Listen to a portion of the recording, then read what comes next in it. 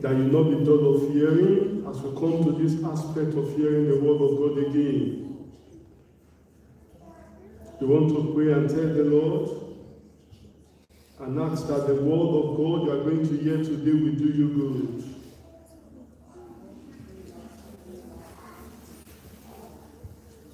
That this word will transform your life. That this word will enable you. That you will not just hear, but you will be the doers of the word of God. Ask for understanding of the word of God. Pray, my brother, pray, my sister, tell the Lord that the Lord will grant you understanding of his word tonight.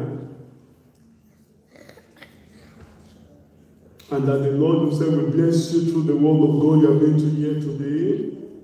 That's the purpose why we come to church, so that we can hear the word of God and be blessed of the word of God. Talk to the Lord.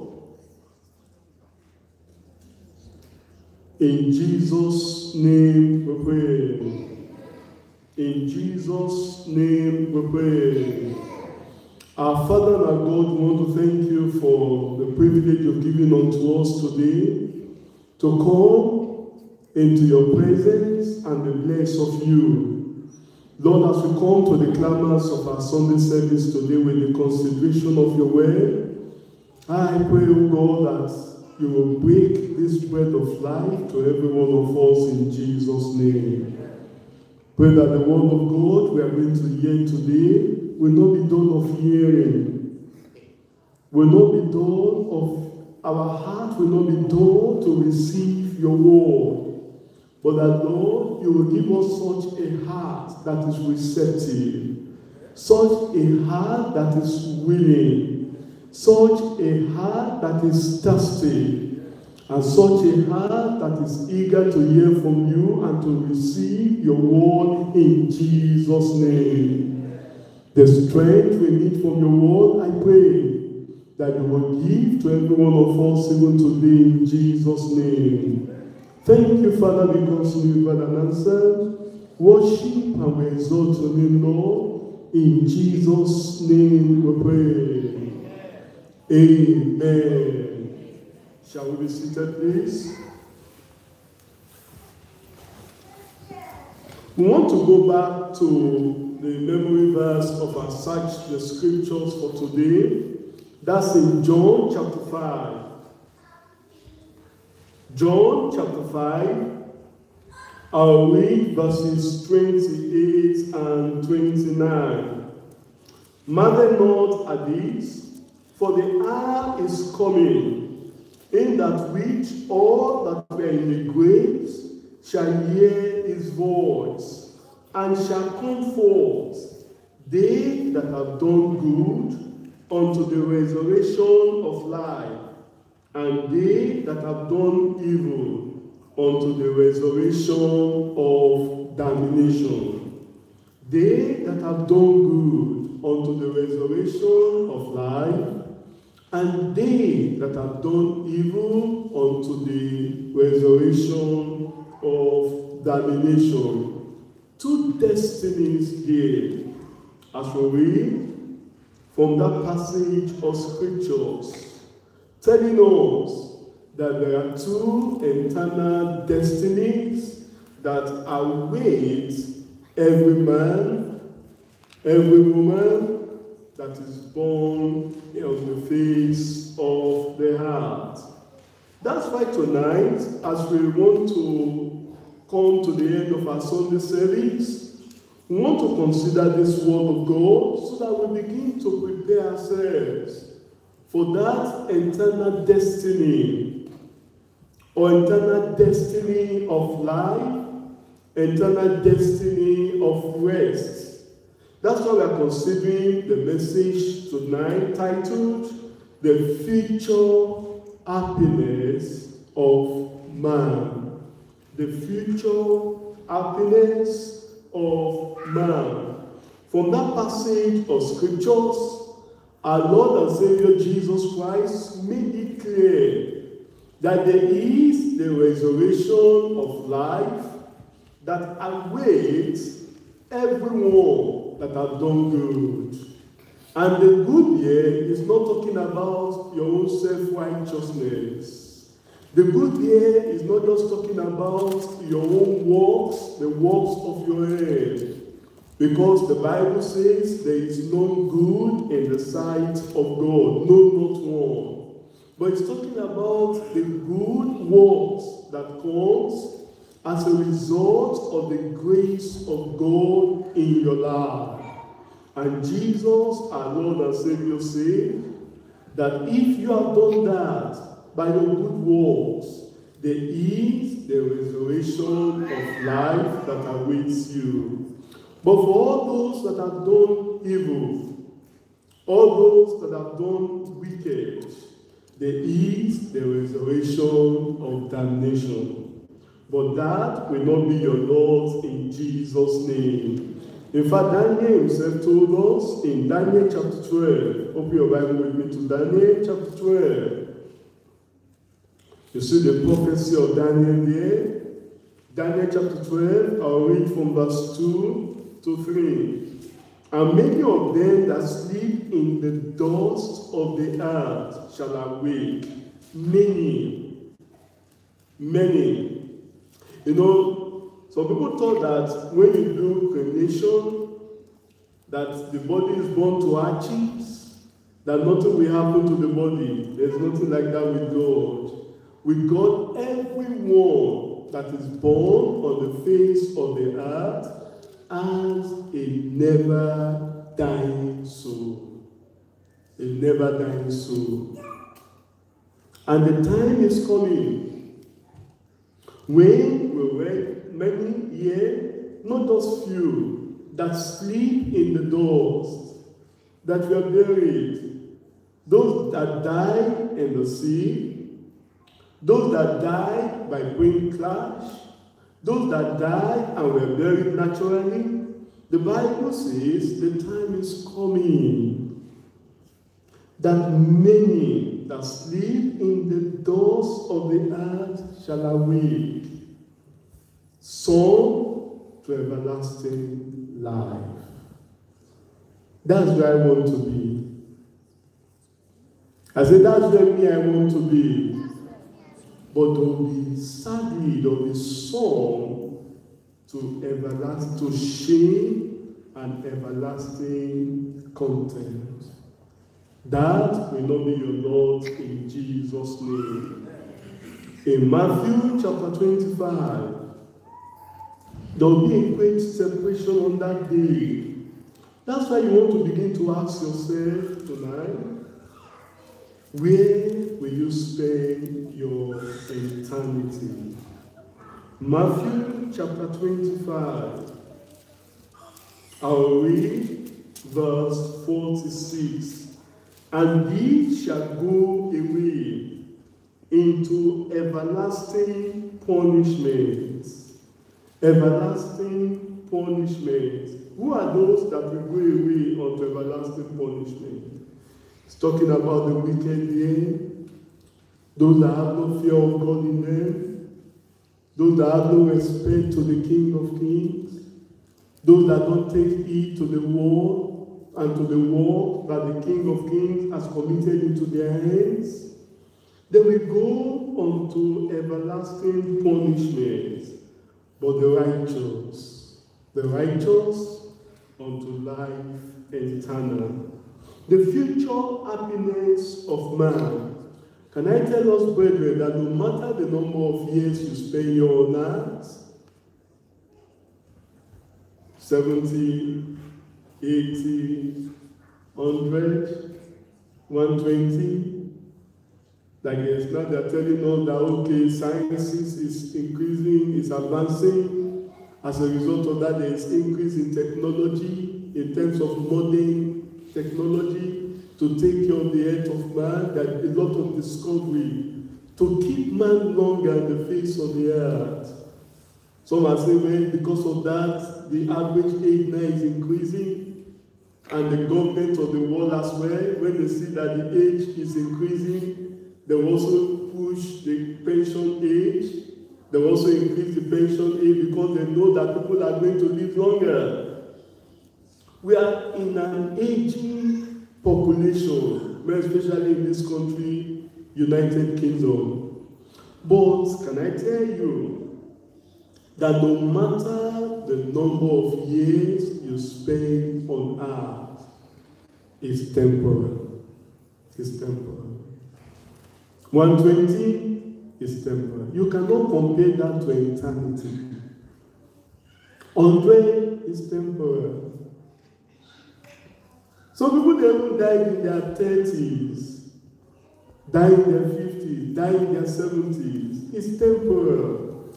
Because we are told in Psalm 90, we spend our years as a tale that is told, like a dream.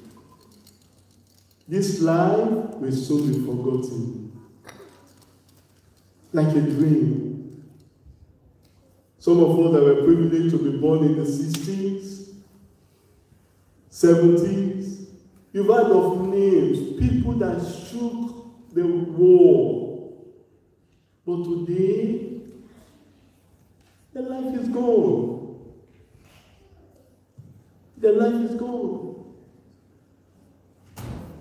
There are people that live as if the world is their territory. But when Mr. Death came knocking at the door, life is gone.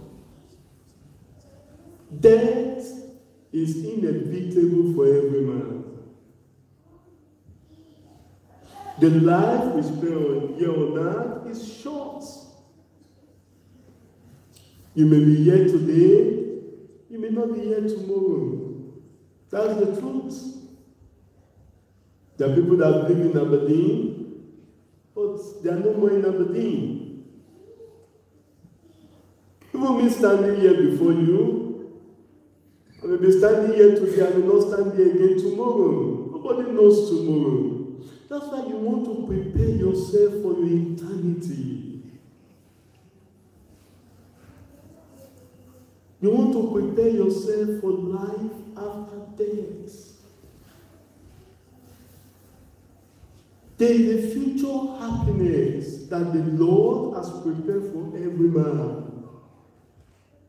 But it will take some preparation from you, so that you will not spend eternity in the other side. There are just two destinies, life and death. And Moses told the children of Israel, I set before you life and death. The same thing I'm telling you tonight. I set before you life and death. But I pray you will choose life. Because that is where we have rest. Because that's where we have peace. Because that's where we have joy. Because that's where we have, the hope of eternity before us. But if you go to the other side, you will cry. There are only two ways, not three ways. You cannot say, I will be in the middle. There are only two ways. The way to life and the way to death. The way to everlasting joy and the way to everlasting sorrow. The way to eternity with God and the way to eternity with Satan. There are only two destinies, my brother. Only two destinies. Not three. Not two and a half. Only two destinies. One, life eternal. And the other, life damnation in eternity. Eternal damnation. Where will you spend your eternity?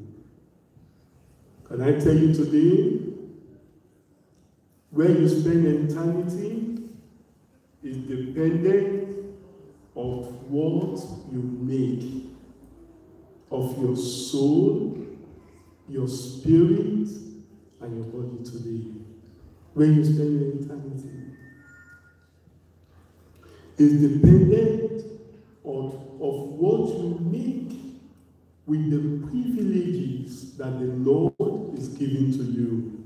and the opportunities that comes your way. Like I told us during the time of the question and answer, there is no grace after the rapture. No grace.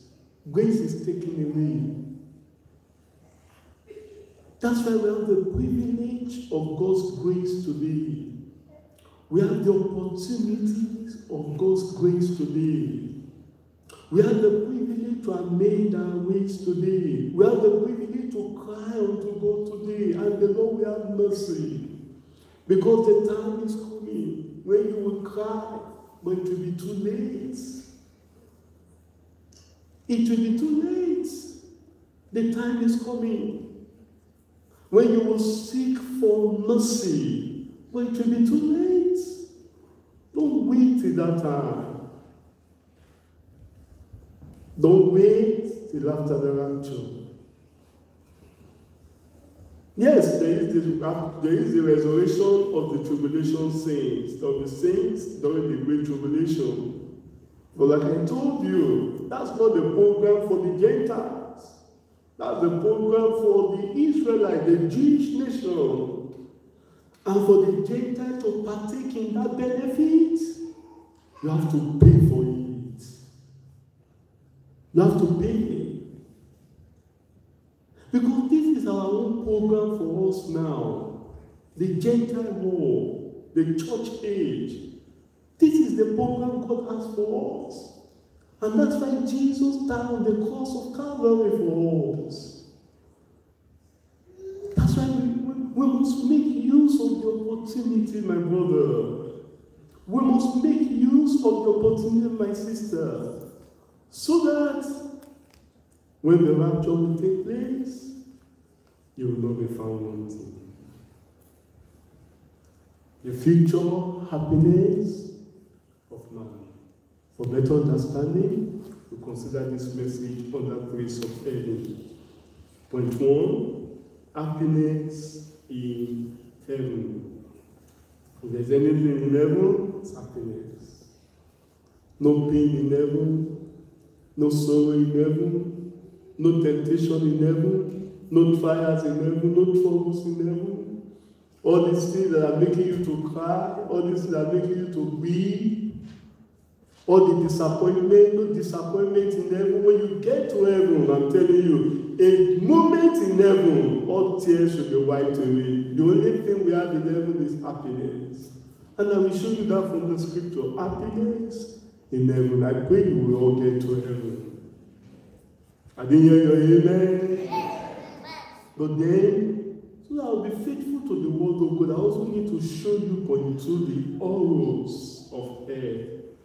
It's not just heaven, there's also what we call hell. It's a place of torment, it's a place of punishment, it's a place of sorrow, it's a place of horrors. I will show you that, so that you don't want to get there. So that you will not say, oh, I did not know about it, because I have the responsibility to tell you today. And I pray you will not get there. Then for us to partake in that future happiness, then I'll show you the hope through holiness. That's what we need. To get to heaven, to partake in that future happiness in heaven, the hope of holiness. To persevere. Like we told the brethren on Friday during the revival service, the future. Facing the future with faith and faithfulness. If we must get to heaven, we must persevere. If we must make it at the very end, we must tarry. We need holiness. And I pray God himself will give us that holiness we need in Jesus' name. But let's go straight to point 1. Happiness in heaven. Heaven is a place of joy. You cannot talk about heaven and you are finding your place. It's a place of joy, it's a place of peace, it's a place of rest. It's a place where you behold the glory of Christ.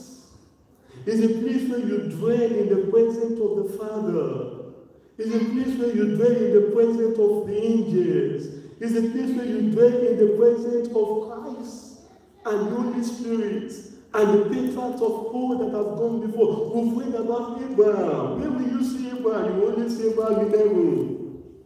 We've read about people like Moses. Where will you see Moses? You will see Moses in heaven. We've read about David. Where will you see David? You see David in heaven. We've read about Joshua, that man that commanded the sword and said, "Sword, stand still." Where will you see that man? You see that man in heaven.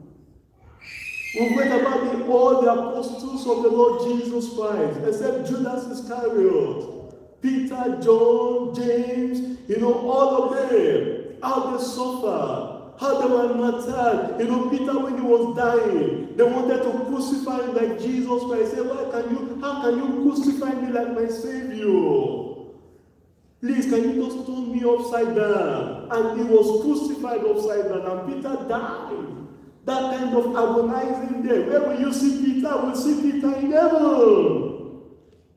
James, the one that was beheaded, and Herod had him cut off his head, and he was beheaded straight on. Where will you see James? You'll see James in heaven. All the Paul the apostle, Paul that man that did so much for the Gentile church, that did so much for the gospel of the Lord Jesus Christ, despite the trials, despite the pain, despite all the tribulations that he went through. He's even told us, he said, in the midst of false brethren, in the midst of this, in the midst of robbers, in the midst of it, with all the troubles, with all the trials, and that man, he was dragged all over the street of Rome. When they were to kill him, before he was killed eventually, where will you see Paul the apostle? You will see Paul the apostle. That's why I want to get to heaven. I don't know about you. But for me, I've made up my mind. If it will take one person to get to heaven, even from this church, I will be that one person. No matter what others do, I want to get to heaven. Trials will be there, tribulations will be there, persecutions will be there, oppositions will be there. Despite all those things, I want to get to heaven. You will get to heaven in Jesus' name. Because heaven is a place of joy. Look at what the Lord Jesus, our Lord and Savior, told us about heaven in John chapter 17. John chapter 17 verse 24. Father, I will that they also whom thou hast given me be with me where I am. Where is Jesus? I'm asking you, where is Jesus? Jesus is in heaven. Be with me. He prayed that prayer. He said, Father, these people you have given me, and the Father has given me to Jesus. I don't know about you, but the Father has given me to Jesus. I gave my life to Jesus. I repented of my sin many years ago, over 3 decades ago. And the Lord had mercy upon me. The Father gave me to Jesus. And Jesus prayed that prayer for me. He said, Father, I will that they also, whom thou hast given me, be with me where I am. That they may do what? That they may do what? That they may do what? Behold my glory, which thou hast given me, for thou lovest me before the foundation of the world. That's why I want to get to heaven. I don't know about you. If for anything else, I want to see that glory. Jesus was talking about here, that the Father gave him that glory and gave him that glory before the foundation of the world. That's why for me, I want to get to heaven. You will get to heaven. I say you will get to heaven. Heaven, can I tell you, there are many mansions there. Nobody will take my place in heaven. For me, nobody will take my mansion in heaven. Then you talk to yourself. For me, nobody will take my mansion in heaven. Because Jesus told us in heaven there are mansions there. John chapter 14. Happiness in heaven. Happiness in heaven. John chapter 14 verse 1. Let not your heart be troubled. That's it, my brother. That's it, my sister. There are many things that want to trouble our heart in this world. There are many things the devil will throw our way to challenge us in this world. There are many things the devil will do to weaken our hands in this war. But Jesus is telling us today, let not your heart be troubled. You hear of disaster there, you hear of terrible news there, you see, you hear of this, you look at this, you feel disappointed. Jesus said, let not your heart be troubled. Why? You believe in God, believe also in me. I believe in God.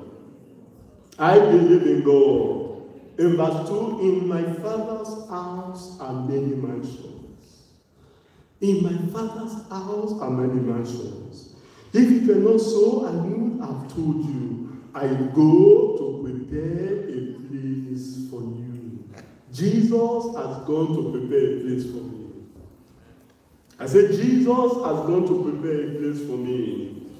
And he says, if I go and prepare a place for you, I will come again. I will come again. I will. It is not I may. It is definite. Jesus is coming again. He's coming for me. He's coming for you, my sister. He's coming for you, my brother. He says, I will come again.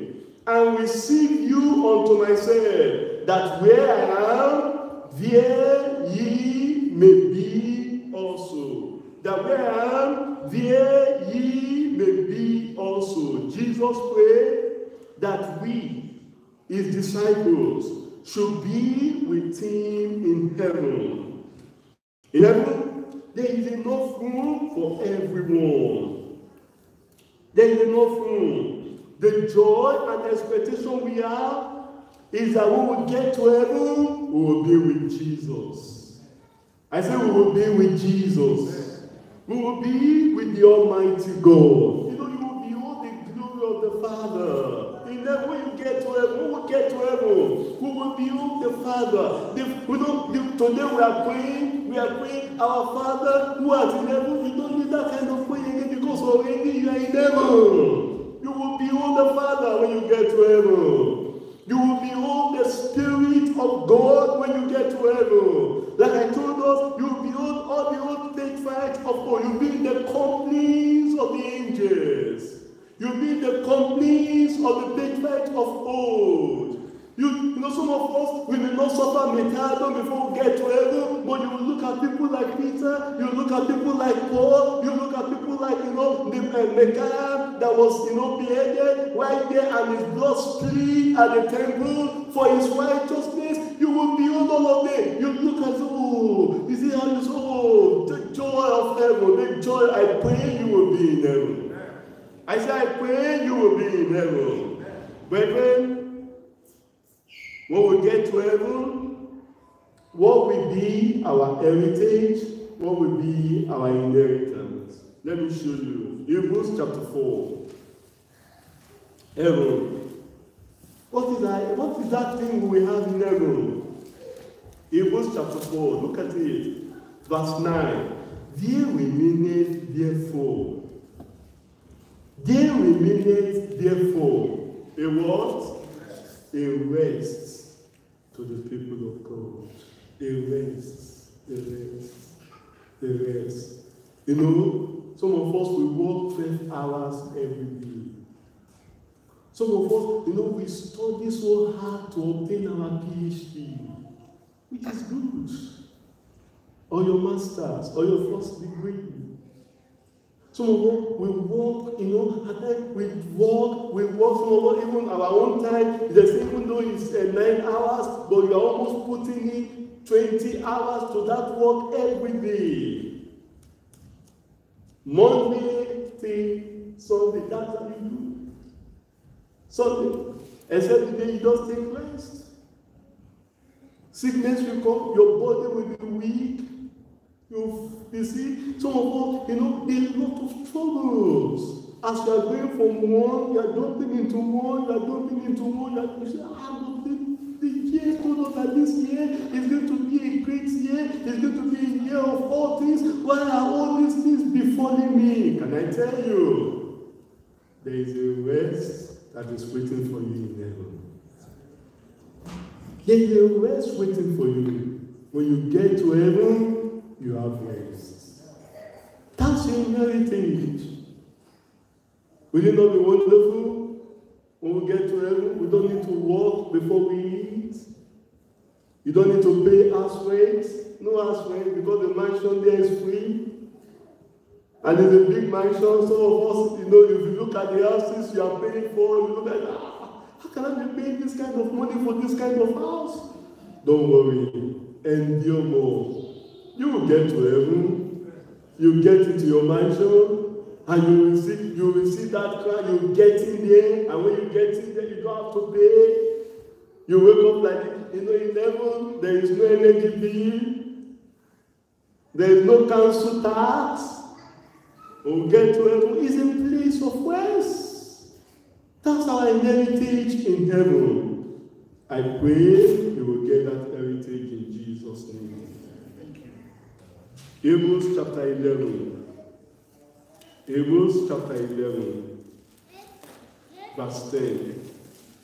For he looked for a city which has foundations, which builder and maker is God. Which maker and maker, the one that made heaven is the Almighty God Himself. Heaven is not built by any of these homes that people that build homes know. The foundation of heaven is by God Himself. And God is perfect. And God is perfect. Everything here, we are told in Revelation, the street of gold, of crystal clear. That's heaven. In heaven, there is no pain. Some of you suffer back pain because of the nature of your work. Some of you suffer leg pain, hand pain, headache. In heaven, there is no headache. Can I tell you, in heaven, there is no sickness. No sickness in heaven. No pain in heaven. No trouble in heaven. No affliction in heaven. So when will this body be uploaded for me? I'm telling you, when you get to heaven, there is no body that will follow you into heaven. Everybody will be dropped here on earth. What a glorious place to be. Heaven. There is no disappointment in heaven. There is no disappointment in heaven. There is no pain, no trouble in heaven, no temptation in heaven. Heaven is a glorious city. All the favors, miracles, and riches that we enjoy here on earth is nothing compared to what we have in heaven. The time is coming, brethren, when we, the children of God, will be in heaven, we enjoy everlasting fellowship. Our fellowship here is just for 2-3 hours. We are back. We go back to our different places. But when we get to heaven, we will be there eternally, fellowshipping with the angels, singing Hosanna to the Most High God. Heaven, heaven. Some of us will miss loved ones and they've all gone to heaven before us. I've missed some. Remember some few years ago, one of my closest friends, we started this Christian race together, we persevered together, we were running the race together. He went to hell, he's gone to heaven before me. And I'm going to, he's a bosom friend of mine. Every time I just think about him, every time I just tell God, I say, God, if for anything else, I must meet heaven. Fathers of faith, gone to heaven. Just last week, I was talking with some of my friends of a beloved father of faith, gone to heaven, walked with him then in the 80s. He was the one that inspired us when we were in our teenage year to serve God, to go out there and labor for God. And this father of faith is gone up to heaven. I always tell him, I say, for anything else, I must get to heaven. Some of my friends have gone to heaven. I want to get to heaven. I know you too, you want to get to heaven. That's why we must make up our mind, brethren. Heaven is a place of joy, is a place, no more pain, no more sorrow, no more tears, no more suffering, no more hard labor. When we get to heaven, everything the labor, everything we labor here now, when we drop here now, we get to heaven.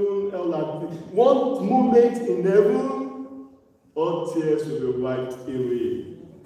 Amen. All those tears you are shedding every night, for a time is coming. Those tears will be wiped away when you get to heaven. Happiness. Heaven is a place of happiness. It's a place of joy. It's a place of peace. It's a place of the glory of God.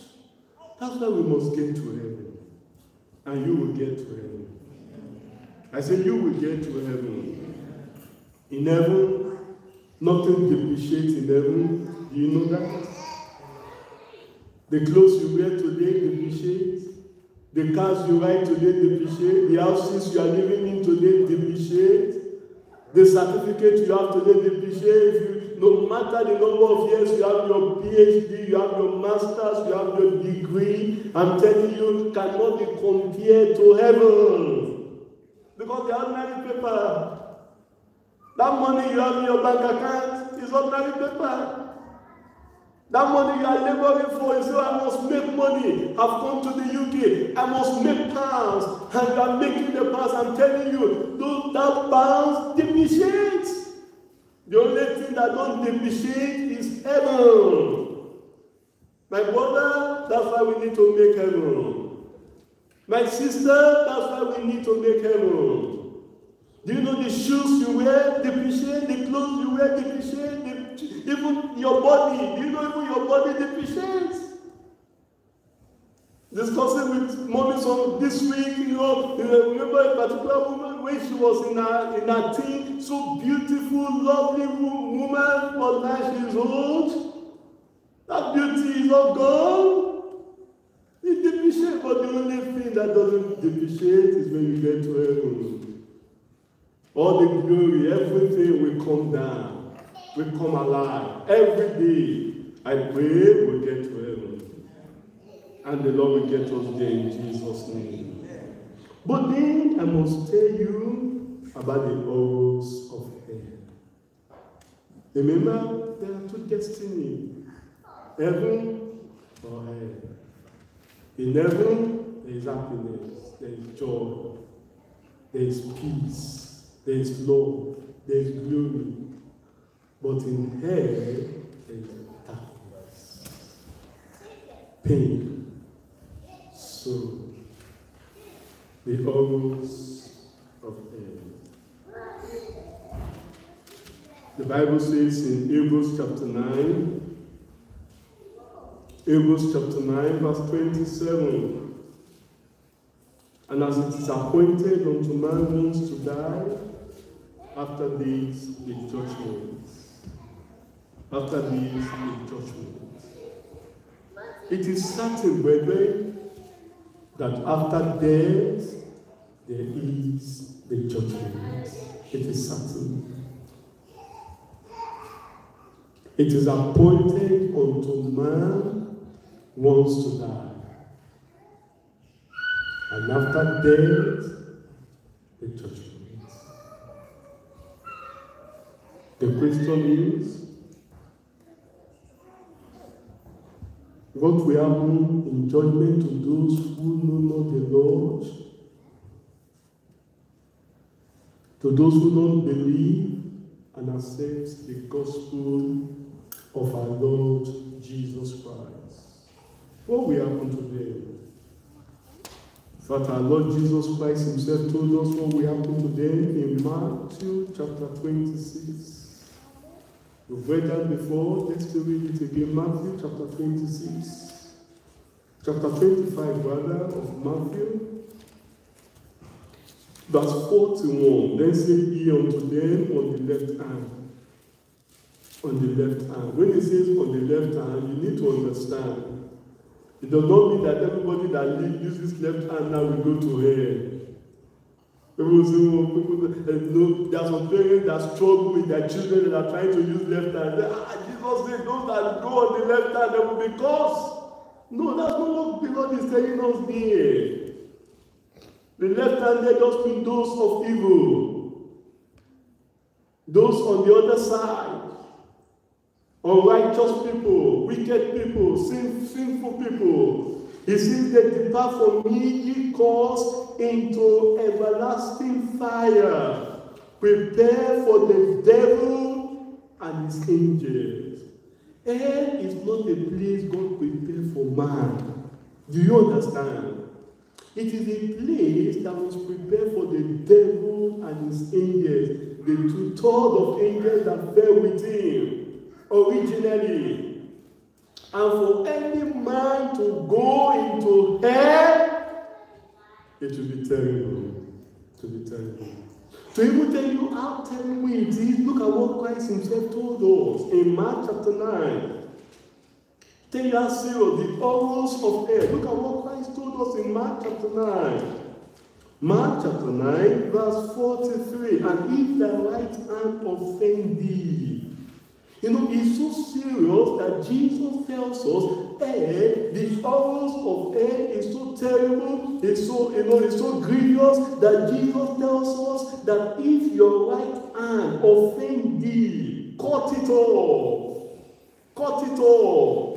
For it is better for thee to enter into life than having 2 hands to go into hell, into the fire that never shall be quenched. The fire in hell can never be quenched.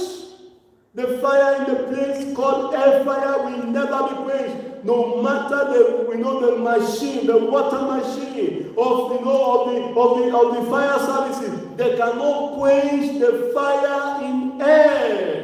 Hell is a terrible place. I pray you will not be there. Jesus said, where their warmth dieth not, and the fire is not quenched. To tell you how serious hell is. He says, if thy right hand, something you cannot do without, something you cannot do without. If you want to cause you to sin, cut it off. A close friend want to cause you to sin, cut it off. A close neighbor want to cause you to sin, cut it off. A close colleague always introducing sin to you, cut it off. That's what the Lord is telling us here, so that you will not go into hell. You will not enter into hell. There should be no relationship. That's what Christ is telling us here. That is so serious that that is exalted above God, above the things of God. And I want to cause him to see what Christ is telling us there. If that will happen, it's better for you to cut that thing off than for you to go into hell, where the fire is not quenched. In hell, the fire is not quenched. In hell, their warmth died not. The body and the soul and the spirit will feel the pangs of hell after the second resurrection. I pray you will not partake in that second resurrection. It's better to partake in the first resurrection than to partake in the second resurrection. Because if you partake in that second resurrection, no matter the type of death you encounter, that body will come alive, it will join your soul, and it will join the spirit, and all of it will be cast into air, where the fire is not quenched, and their warmth died not. That rich man in Luke, open your Bible with me to Luke chapter 16. When he was here on earth, he had so many things going on for him. He has friends going with him. He has money. He has position. He has association. He can feast the way he likes. He can spread money the way he likes. And this was a true story. This is not a parable. Do you know that this is not a parable? This was a true story. And this story was given by the Lord Jesus Christ. The story of the rich man and the Lazarus is not a parable. It's not a fair tale. It's a true, real life story. Jesus saw it. And look at it, over 2,000 years ago, that man is still in hell. He's still in hell.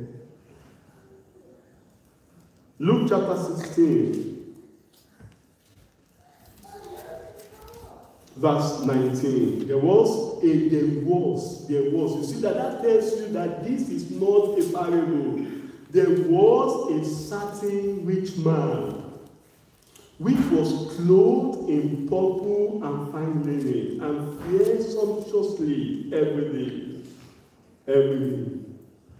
The name of the rich man, we don't even know his name. He has so many names, so many titles, so many accolades.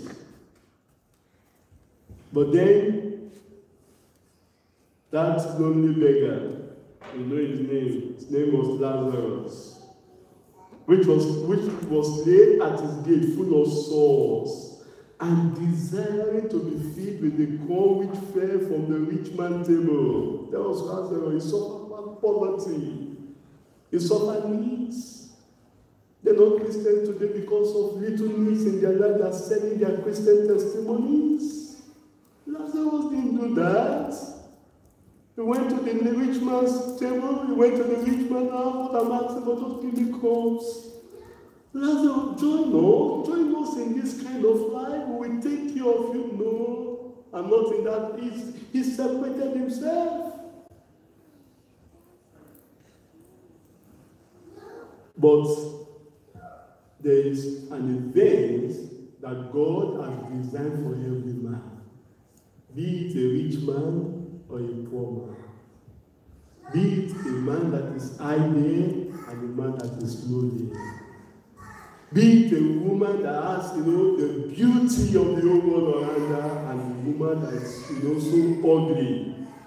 There is an event that happens to every man. And that event, it is appointed unto man to die once.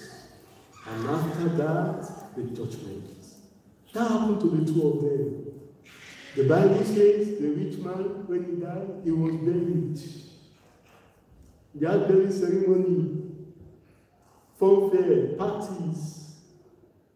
They put him in a good casket, and they put him everywhere, make a tomb for him, because he was a rich man. He had all the riches.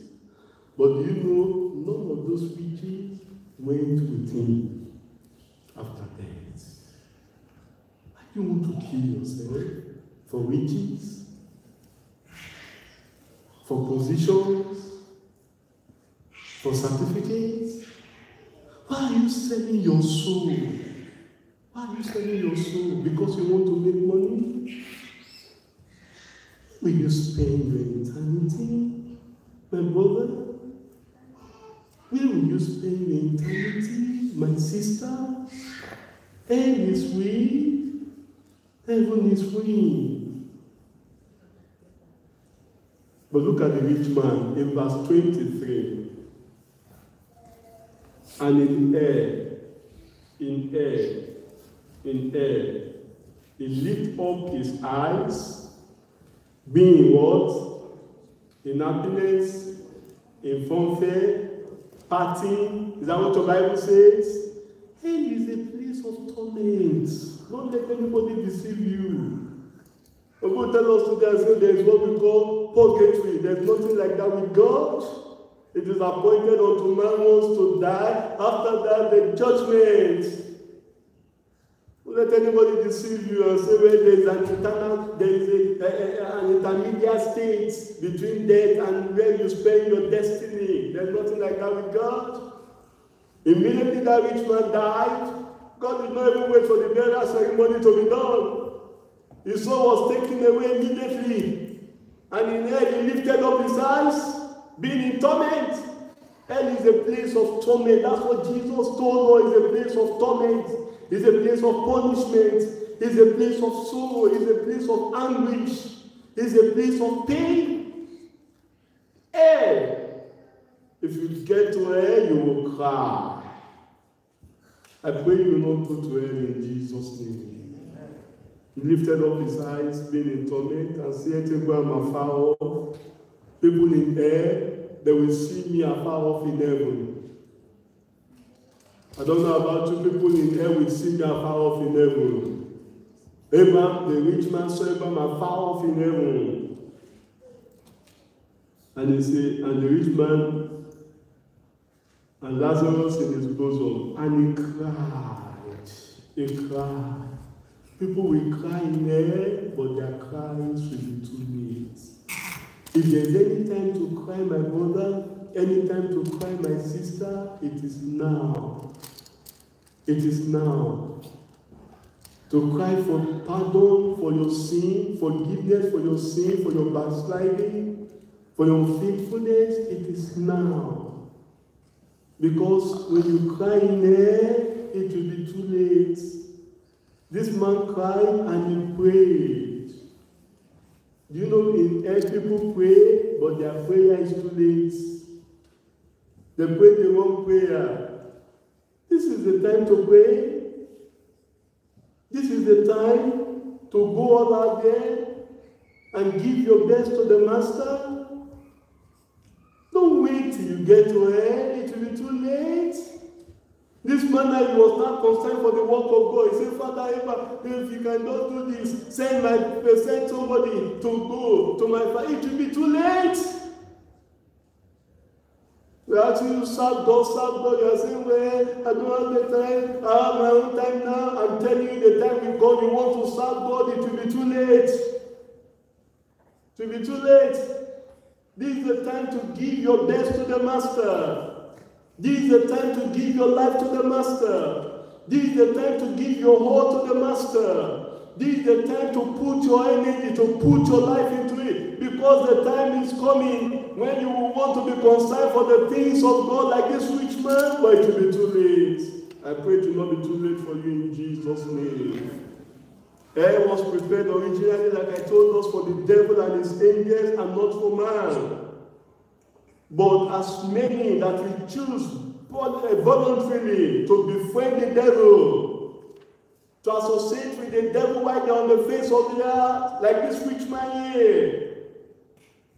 He associated with the devil, feeling consciously, no time for God, no time to think of the poor, no time to think of those who have not received the gospel of life, no time for that. He was just concerned about himself and himself alone. So you befriend the devil like that, then you will spend an eternity with him in hellfire. The horror of hell is an everlasting punishment. Everlasting, eternal punishment. Unending punishment. The fire in hell, like I told us, cannot be quenched. There is no courageous man in hell. No courageous man. No matter the swag they make today, they cannot do that. There is no swagging in hell. That rich man, he cried. All those people you think they are great here on earth, they have the power here on earth. If they get to hellfire, except we rescue them, I'm telling you, all their greatness, all the rich, the poor, the greatness, everything will be melted away in the moment of time. No courageous man, no rich man, no strong man in there. The horror of hell is so great. That's why the Lord is telling us, if your right hand will want to cause you to sin, cut it off. There must be holiness, there must be righteousness. We want to make up our mind tonight that, Lord, help me. I don't want to spend eternity in hell. Because hell is a place of anguish. Revelation chapter 14. Revelation chapter 14. Verse 10 of Revelation chapter 14. The saints shall drink of the wine of the word of God, which is poured out without mixture, into the cup of his indignation, and he shall be tormented with fire and brimstone in the presence of the holy angels and in the presence of the Lamb. In hellfire is the place of torment, and the smoke of their torment ascended up forever and ever, and they have no rest. There is no rest in hell, day and night. Day and night, you will pray from 9 to 4, 9 to 4 like this, you will not rest. Day and night, hell is a place of darkness. No rest. Is a place of anguish, is a pain, is a place of sorrow. Who worship the beast and his image, and whosoever receiveth the mark of his name. The people in hellfire, look at it, Revelation chapter 21. I pray you will not be part of these people. Revelation chapter 21, verse 8. But the fearful, fearful to do the work of God, fearful to do the will of God, fearful to stand for righteousness in that place of work. The fearful to be a man of your own mind, a woman of your own mind, that this is what I believe, this is what I stand for, and this is what I will do. Not afraid that, if I do this now, what will happen? What will people say? People can say anything. You want to do that which is right and the things that is for the glory of God and God alone. The fearful and the unbelieving and the abominable. People think that you have an idol somewhere, that you are worshiping, that's why you have abomination. No. I don't know people that have turned their career to an idol now, that their career is not making them to give out their best for the Lord. They exalt their career more than God. They exalt their profession more than God. They exalt their family more than God. They exalt money more than God. I don't know people like that now. They are abominable. Anything that replaces the love of God in your life is an abomination. Anything that you exalt above God, it could be your wife, it could be your family, it could be your profession, it could be money, it could be your career, it could be your ambition. If that thing stands between you and God, that thing becomes an abomination, an idolatry. And people like that are the murderers. You see the murderers there, people that kill others. Not necessarily killing people with knife crimes. Other people that destroy others with their mouth. How about people that destroy others with what they write with their hands? How about people that destroy others with what the imaginations of their hearts? The murderers and the idolaters and all liars, those that tell lies.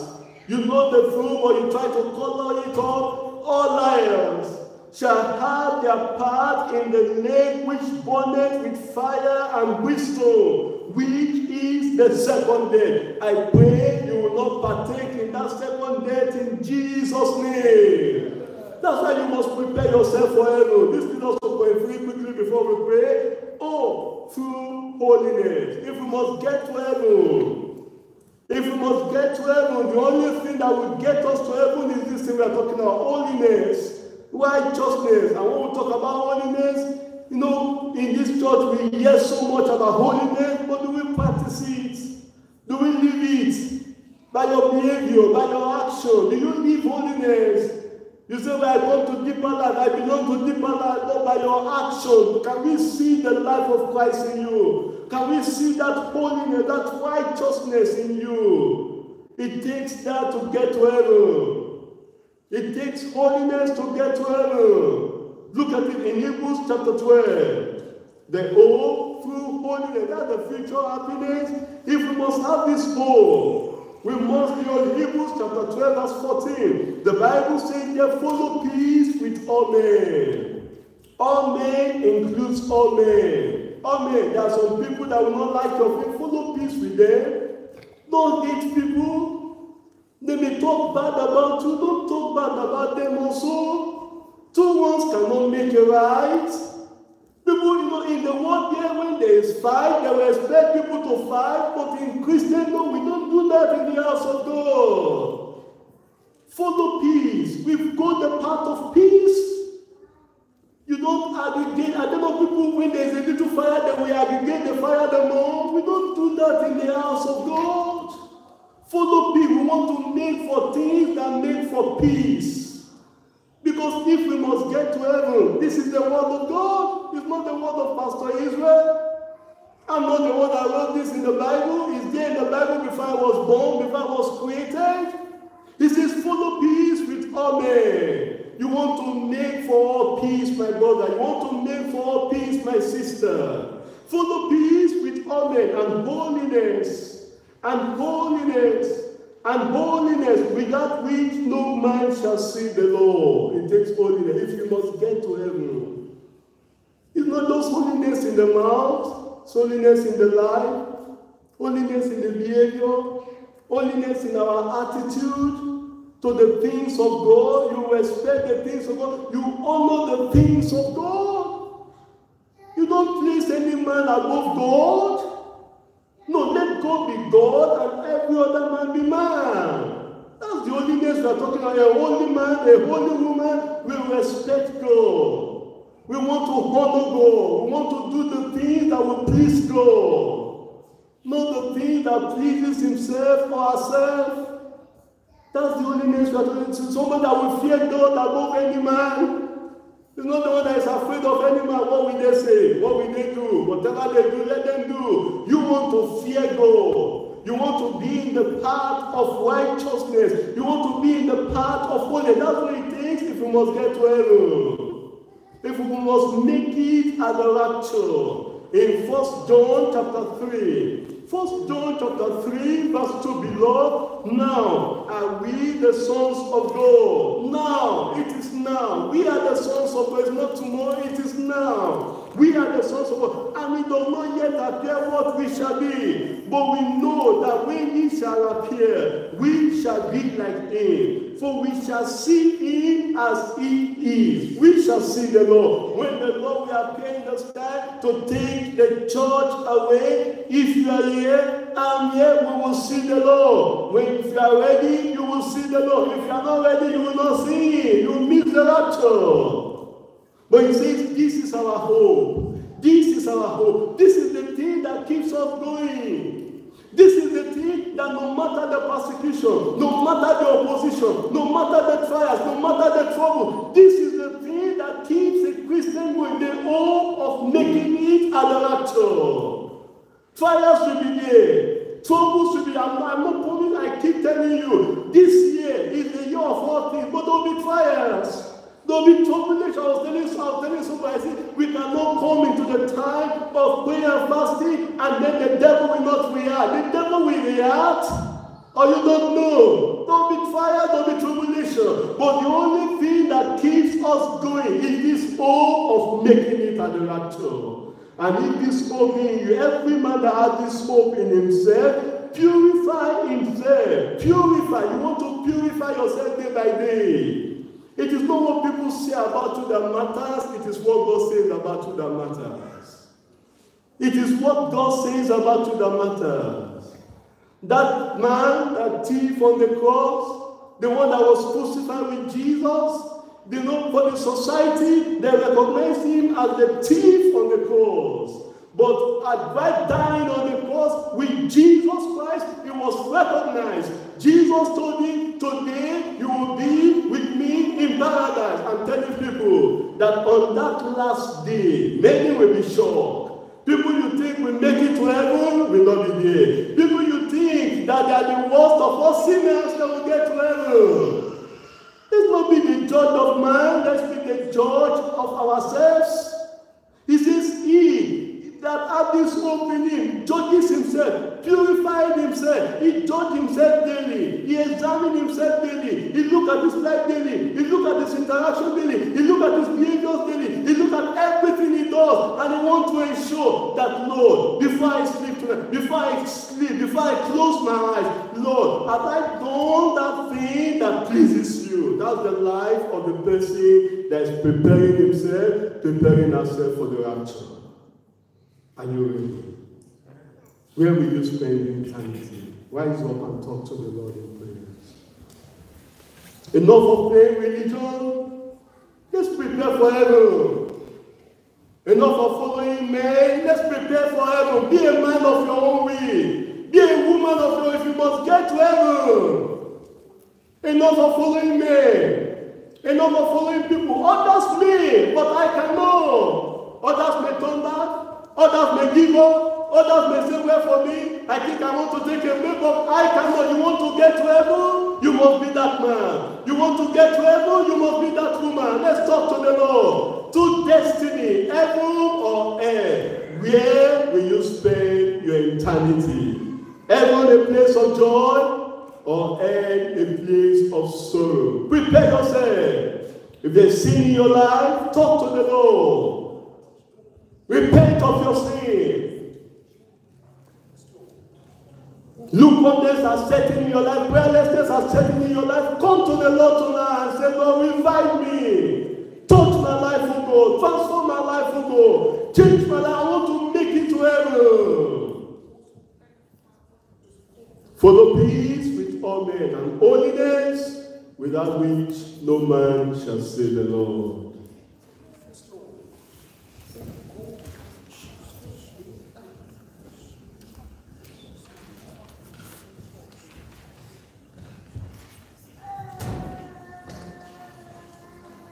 Let's pray. Let's talk to God. God has spoken to you and to me. He said this question comes to you and me. Where will you spend eternity? My dear brother, my dear sister, of all every day you come to God's presence, what is the essence of carrying your Bible? What is the essence of coming to this place? What is the essence of claiming to say, I'm a follower of Christ? If at the end of the day, you are not getting to heaven. If at the end of the day, your vision for heaven is being aborted as a result of anger or malice, as a result of hatred, as a result of stomach gluttonous, as a result of the things of this world, talk to God and say, Lord, I want you to take away from my life all the things who are holding me down to the edge, all the things that are taking the attention, the vision of heaven away from me, all the things that is taking the joy, the happiness of heaven away from me. Say, God, take them away from my life. Talk to God as spoken to you right now about the beauty of heaven, about the glory of heaven. A place you cannot miss, my brother. A place you cannot miss, my sister. A place you cannot allow the gold and silver to take away from you. A place of rest. A place where your tears will be wiped away. A place where you will cry no more. A place where you say, Lord, at the end of the day, I made it. My dear sister, I want to talk to God. If you miss heaven, you will cry. If I miss heaven, I will cry. What is the essence of me quoting Bible?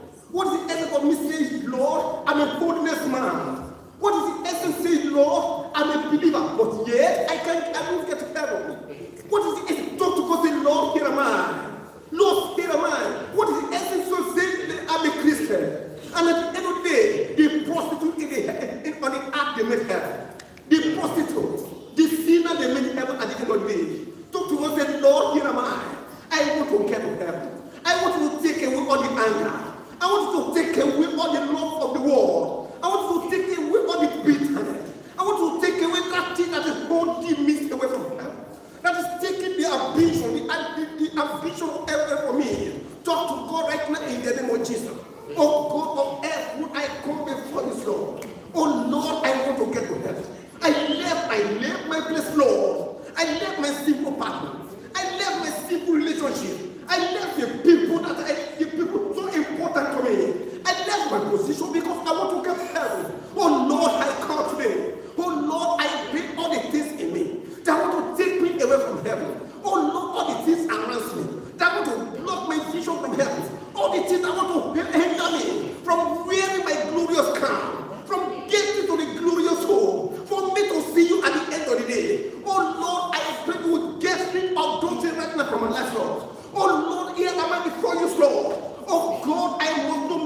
home abroad. Oh Lord, I must not miss my home abroad. Oh God, anything you can do, oh Lord, push me to that. Oh Lord, push me to that. Talk to God that anything God can do in your life to push you to heaven, to make sure you get to heaven at last. Say, God, here am I. In the name of Jesus, my brother, I want to pray. Heaven is more than America. Heaven is more than Canada. Heaven is more than Germany. Heaven is more than United Kingdom. A place where you will cry no more. A place of happiness. A place where you will cry, where you cry. A place where you will be full with joy. A place of peace. A place where you will have no pain any longer. A place where there's no suffering any longer. Oh Lord, I can't miss my home. Oh Lord, I can't miss my home. Oh Lord, I pray, Lord, help me, Lord. In Jesus' name we pray. In Jesus' name we pray. Sweet home, for them be the free. Sweet home, for them weary. How beautiful heaven must be. Almighty God in heaven, we thank you for this morning. Lord, as joy in our heart, when we hear of our home abroad again, when we heard that we are not of this world, when we heard that we don't have a heritage here, when we heard the old story of a glorious home, our mansion abroad, our crown abroad, when we heard of the plan you have made for all to be with you in heaven. Oh God of heaven, we are praying and asking, Lord, will help us, Lord, that each and every one of us here, under the voice of this message, Lord, we will change our spiritual and our physical wardrobe. Oh Lord, we pray, you will help us, Lord, to prepare our heart, to prepare our home. Lord,